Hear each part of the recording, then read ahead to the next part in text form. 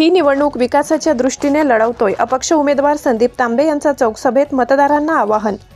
नाशिक महानगरपालिका निवडणुकीच्या पार्श्वभूमीवर प्रभाग क्रमांक 26 मधील अपक्ष उमेदवार संदीप नरहरी तांबे यांनी प्रचाराचा जोर वाढवला असून प्रभागातील विविध भागात चौकसभा घेत मतदारांशी थेट संवाद साधला। विराट संकुल, संजीवनगर, चुंचाडेगाव येथे आयोजित चौकसभांमध्ये त्यांनी विकासाच्या मुद्द्यांवर भर देत नागरिकांनी विचारपूर्वक मतदान करण्याचे आवाहन केले।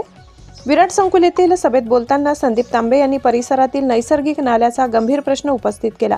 या नाल्यातून दुर्गंधी पसरत असल्यामुळे नागरिकांच्या आरोग्याला व जीविताला धोका निर्माण होत असल्याचे त्यांनी सांगितले। या समस्येकडे आजवर कुणीही लक्ष दिले नसल्याची खंत व्यक्त करत आपण निवडून आल्यानंतर हा प्रश्न प्राधान्याने मार्गी लावू असे आश्वासन त्यांनी दिले। चुंचाडे गाव येथे झालेल्या चौकसभेत बोलताना तांबे म्हणाले, ही निवडणूक कोणतेही पद किंवा प्रतिष्ठा मिळविण्यासाठी नसून नागरिकांच्या सेवेसाठी लढवत आहे। जनतेची सेवा हेच आपले कर्तव्य असून या सेवेला आपण एकनिष्ठपणे न्याय देऊ असा विश्वास त्यांनी मतदारांना दिला। या सर्व चौकसभांना मतदारांचा उत्स्फूर्त प्रतिसाद लाभलाय। विविध भागातून मिळणाऱ्या वाढत्या पाठिंब्यामुळे अपक्ष उमेदवार संदीप तांबे यांच्या प्रचाराला दिवसेंदिवस अधिक बळ मिळत असल्याचे चित्र प्रभाग क्रमांक 26 मध्ये दिसून येत आहे।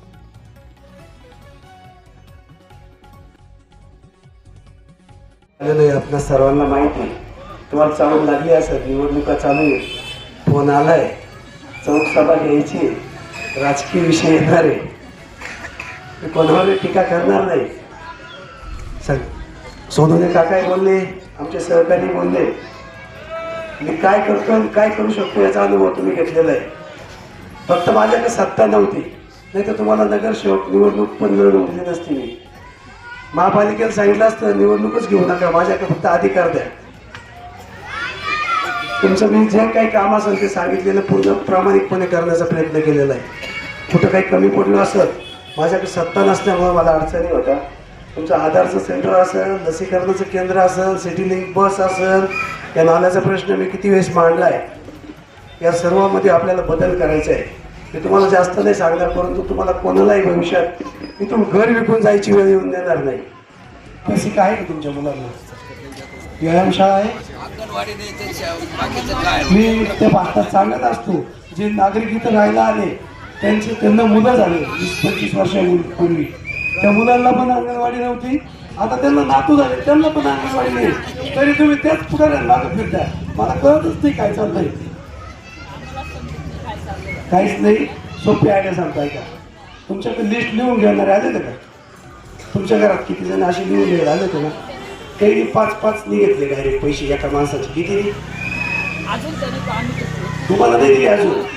असं समजा की सोनवणे काकांनी लिस्ट बनवून दिली, त्यांना राग नाही येणार माझा, आणि त्यांनी 5-5 रुपयांनी घेतले पैसे, असं समजा। तुम्हाला 1 रुपयाच देणार आहे, म्हणून जो लिस्ट घेऊन गेलाय तो पहिल्या घरात घालून बघवा। त्यांना 10 दिवस आधीच द्यायचे सांगितलेलं होतं, ते घेऊन गेले, तुम्हाला दिले नाही, म्हणजे तुमच्या नावावर तो चढतोय जो कोणी असेल। तर असे जे काही दलाल आहे याच्यामुळे लोकशाही धोक्यात आली। अशाच नवनवीन बातम्या पाहण्यासाठी आमच्या महाराष्ट्र क्रांती न्यूज या YouTube चॅनलला लाईक करा, सबस्क्राईब करा आणि बेल आयकॉनला प्रेस करा।